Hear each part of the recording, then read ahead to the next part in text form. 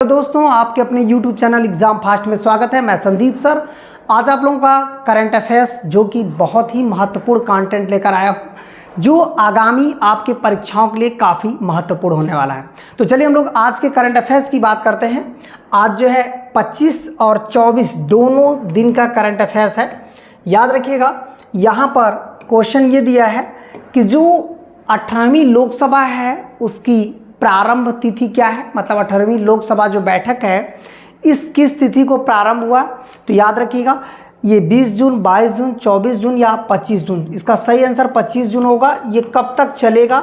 ये चलेगा 3 जुलाई तक। इसका मतलब है कि ये लोकसभा की बैठक जो है 3 जुलाई तक चलेगी। 18वीं लोकसभा जो है इसमें प्रारंभ हो चुकी है। ठीक है, चलिए और आगे बढ़ते हैं। अगला क्वेश्चन देख लीजिए। अगला क्वेश्चन हो जाएगा कि हाल ही में भारत द्वारा किस देश के बीच ई मेडिकल वीज़ा का मतलब है कि वह आराम से कोई व्यक्ति दवा कराने के लिए इस तरह का मेडिकल वीज़ा लेकर के भारत आ सकता है और भारत में वीज़ा बनवाने की कोई ज़रूरत नहीं है। वो आसानी से आकर के ई मेडिकल वीज़ा के तहत दवा वगैरह करा सकता है भारत में आकर के। ठीक है, तो यहाँ पर देखिएगा कौन सा देश है इस तरह का। श्रीलंका है, नेपाल है, भूटान है या बांग्लादेश है। तो इसका सही आंसर हो जाएगा बांग्लादेश। बांग्लादेश को भारत सरकार ई मेडिकल वीज़ा जो है हाल ही में जो है क्या किया है, प्रारंभ कर दिया है, मतलब वो सुविधा प्रारंभ कर दी है। चलिए और आगे बढ़ते हैं। ये देखिएगा, ये बहुत ही महत्वपूर्ण एग्जाम में क्वेश्चन आपका बन सकता है और ये मोस्ट इम्पॉर्टेंट क्वेश्चन है। इसको थोड़ा सा आपको विशेष ध्यान देना है। ये देखिएगा कि यदि क्वेश्चन दिया है, हाल ही में क्लाउडिया शिनबाम नामक एक वैज्ञानिक हैं और एक देश की राष्ट्रपति भी चुनी गई है। अब बात ये करते हैं कि एक महिला वैज्ञानिक जो किसी देश की राष्ट्रपति चुनी गई हैं, वह किस देश की राष्ट्रपति चुनी गई हैं?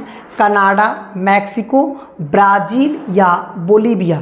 तो इसका सही आंसर हो जाएगा आपका मैक्सिको। ये बहुत इंपॉर्टेंट है क्योंकि जो क्लाउडिया शिनबाम हैं यही हैं जिन्होंने एक वैज्ञानिक की भूमिका निभाई और वर्तमान में काफ़ी बड़े बहुमत से इन्होंने अपने देश का राष्ट्रपति के रूप में नेतृत्व भी कर रही हैं।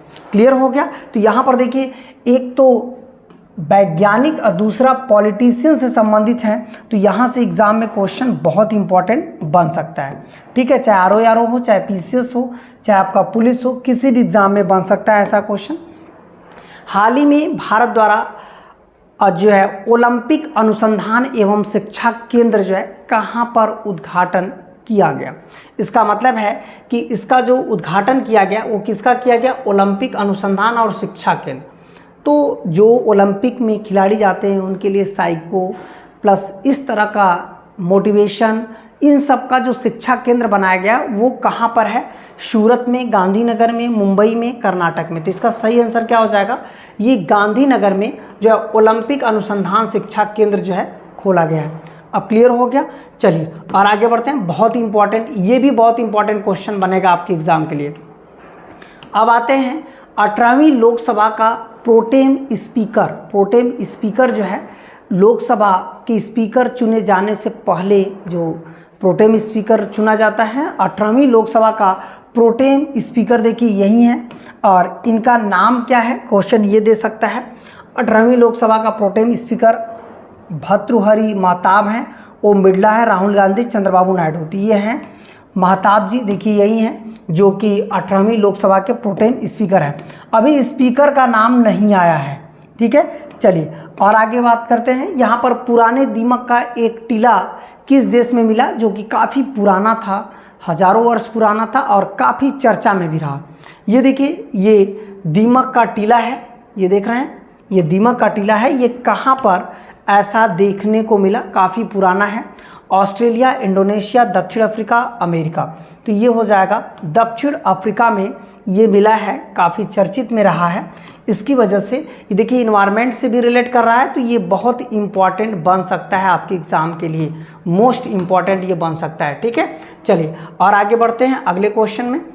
अगला क्वेश्चन है, हाल ही में यूनेस्को ने भारत का पहला साहित्यिक शहर, याद रखिएगा अभी तक हम लोगों ने विरासत शहर देखा, यूनेस्को ने पर्यावरण जो है जैवमंडल आरक्षित किया, लेकिन ये पहला ऐसा शहर है जिसे यूनेस्को ने साहित्यिक शहर जो है के रूप में बना या घोषित किया। ये क्वेश्चन देखिए बन सकता है आपका यूनेस्को द्वारा भारत में पहला साहित्यिक शहर। याद रखिएगा, ये मोस्ट इम्पॉर्टेंट क्वेश्चन बन सकता है। ठीक है, इसका मतलब है कि ऐसा क्वेश्चन आपके एग्ज़ाम में किसी भी एग्ज़ाम में पूछ सकता है कि यूनेस्को ने किसे जो है साहित्यिक शहर का दर्जा दिया है। ग्वालियर को, अहमदाबाद को, बेंगलुरु को और कोझिकोड को। तो इसका सही आंसर हो जाएगा कोझिकोड को साहित्यिक शहर देश का पहला बन गया है। ठीक है, यूनेस्को द्वारा मान्यता प्राप्त। चलिए अब आते हैं अगले क्वेश्चन की तरफ। यहाँ पर देखिएगा, यहाँ पर भी काफ़ी महत्वपूर्ण एग्जाम में ये क्वेश्चन है। ये कह रहा है कि एशियाई किंग वल्चर प्रजनन केंद्र जो कि विश्व का या पूरे विश्व का पहला खोला गया, और ये कहाँ पर खोला गया, ऐसे करके एग्जाम में क्वेश्चन दे सकता है। तो ये हरियाणा, उत्तर प्रदेश, मध्य प्रदेश, छत्तीसगढ़, ये दरअसल खोला गया है आपके उत्तर प्रदेश में। तो जो यूपी वाले बच्चे हैं उनके लिए, मतलब जो उत्तर प्रदेश में परीक्षा देने वाले हैं उनके लिए तो भाई देखिए वेरी इंपॉर्टेंट है। और जो एसएससी के लिए तो ये इंपॉर्टेंट नहीं होगा ज़्यादा, लेकिन यूपी में एग्ज़ाम के लिए मैं गारंटी दे रहा हूँ कि ये क्वेश्चन आएगा। 100% मैं श्योरिटी के साथ बोल सकता हूँ ये क्वेश्चन आएगा। इस क्वेश्चन के बारे में मैंने और भी कुछ कलेक्शन कर रखे हैं, उसको भी इसी में बता देते हैं। याद रखिएगा, गिद्ध जिसे हम लोग पर्यावरण का मित्र भी कहा जाता है, पर्यावरण का मित्र। अच्छा, पर्यावरण का मित्र इसलिए इस पक्षी को कहा जाता है क्योंकि ये पक्षी जो है पर्यावरण में जितने भी मवेशी या जीव जंतु मरते हैं उसे बहुत जल्द सफाचट कर जाते हैं, मतलब ख़त्म कर जाते हैं, जिससे अन्य बैक्टीरिया उत्पन्न नहीं होते हैं, जिससे पर्यावरण को नुकसान हो सके। ठीक है, इसी वजह से इसे पर्यावरण का साथी और मित्र भी कहा गया। अब बात करते हैं कि यूपी के स्टूडेंटों के लिए ये बहुत इंपॉर्टेंट है, और ये एशिया का पहला प्रजनन केंद्र बना है, और ये यूपी के कहाँ पे है, महाराजगंज में। हालांकि महाराजगंज इससे पहले भी प्रजनन केंद्र रहा है। तो देखिए उसमें क्या क्या कंडीशन बने हैं उसको हमने ऑलरेडी विस्तार से भी क्लियर कर दिया है। तो ये देखिएगा, यहाँ पर आप देख सकते हैं कि इसमें जो पॉइंट है ये बहुत इंपॉर्टेंट पॉइंट है आपकी परीक्षा की दृष्टि से। तो यहाँ पर देखिएगा, उत्तर प्रदेश के महाराजगंज जिले में स्थापित किया गया है। पहले तो ये समझना है, जिला दे सकता है यूपी वालों के लिए। दूसरा है, लाल सिर वाला गिद्ध दुनिया का पहला संरक्षण केंद्र भी यही बना है, जो कि लाल सिर वाला गिद्ध का पूरी दुनिया में उस गिद्ध का कहीं पर भी जो है संरक्षण नहीं किया गया है। अब बात करते हैं, यह जीव यूनेस्को जो IUCN है, मतलब जो रेड डाटा बुक जारी करता है। ये देखिए, ये क्या करता है, रेड डाटा बुक। ये रेड डाटा बुक जारी करता है IUCN, और IUCN के अनुसार इसे रेड सूची में डाल दिया गया है, 2007 में ही शामिल हो गया है।